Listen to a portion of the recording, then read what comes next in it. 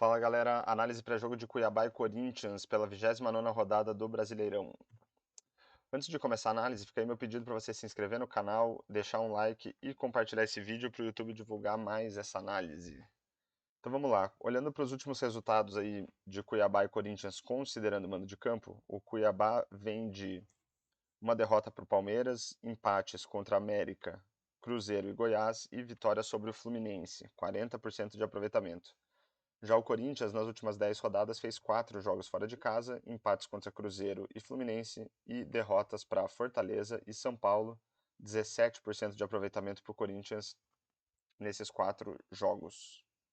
Agora vamos olhar aqui para algumas estatísticas dessas partidas.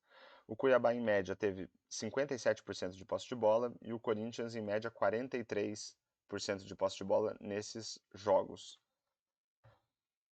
Em termos de criação, a gente vai analisar aqui passes decisivos, que são passes que permitem um chute a gol ou uma assistência para gol, e expectativa de assistências, que mede a capacidade das equipes de levar a bola até regiões mais favoráveis para a marcação de um gol. Então, em termos de passes decisivos, o Cuiabá deu 12 passes decisivos em média nas últimas partidas e os seus adversários 7,6. Em termos de expectativa de assistências, 1,03 para o Cuiabá e 0,72 para os seus adversários.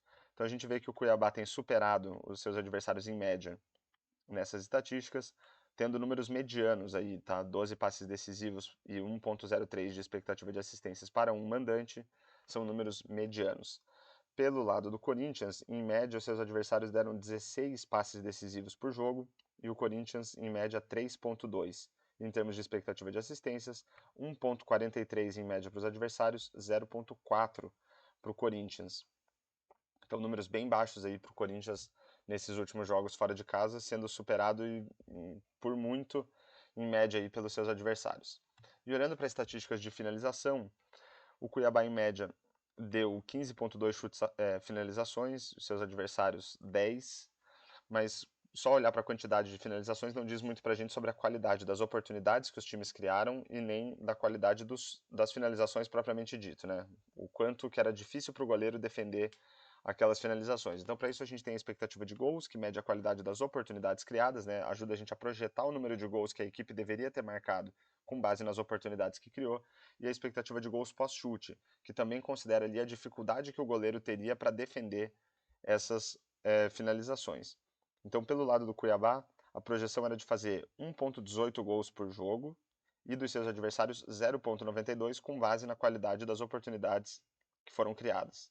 Quando a gente considera a qualidade das finalizações, esse número baixa para o Cuiabá, essa expectativa para 1,15, né, praticamente se mantém, na verdade, e os seus adversários caem aqui para 0,72. Quando a gente olha o número de gols marcados, 1,2 em média para o Cuiabá e 1 gol em média para os seus adversários. Então a gente vê aí que o Cuiabá tem superado os seus adversários em média em todos os quesitos de finalização, né? Desde finalizações até gols efetivamente marcados. Pelo lado do Corinthians, em média seus adversários têm dado 21,2 finalizações por jogo e o Corinthians apenas 5,2. Em termos de expectativa de gols, 2,18 para os adversários, 0,81 para o Corinthians. Quando a gente considera a qualidade das finalizações, a expectativa era que os adversários marcassem 2,46 gols e o Corinthians 1,18. E considerando o número de gols efetivamente marcados, 2 gols em média para os adversários, 1,5 em média para o Corinthians. Então o Corinthians aí tem sido superado e bastante superado pelos seus adversários em todos os quesitos aí de finalização, de finalizações até número de gols marcados. E fica aqui o que chama atenção é o baixo número de chutes a gol, né? Em média 5 chutes a gol apenas por jogo. E para finalizar a nossa análise,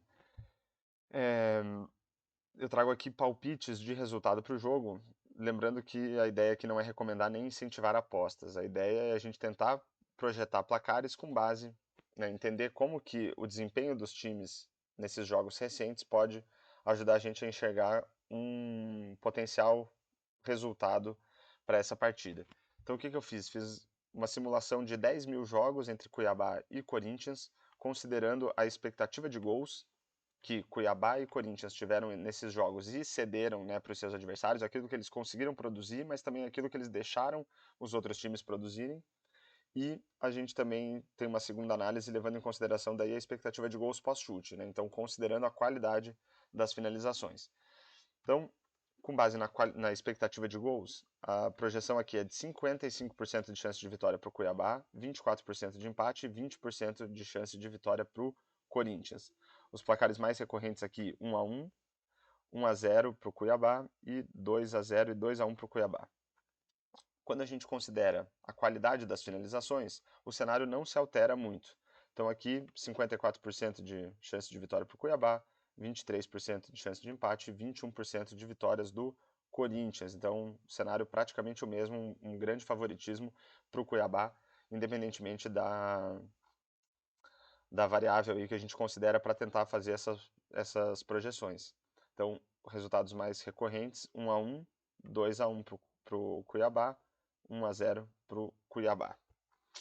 Então, fechamos aí mais uma análise pré-jogo de Cuiabá e Corinthians. Espero que vocês tenham gostado da análise. Fica aí o pedido novamente para você se inscrever no canal, deixar um comentário e um like e compartilhar o vídeo para o YouTube divulgar mais esta análise. E falou!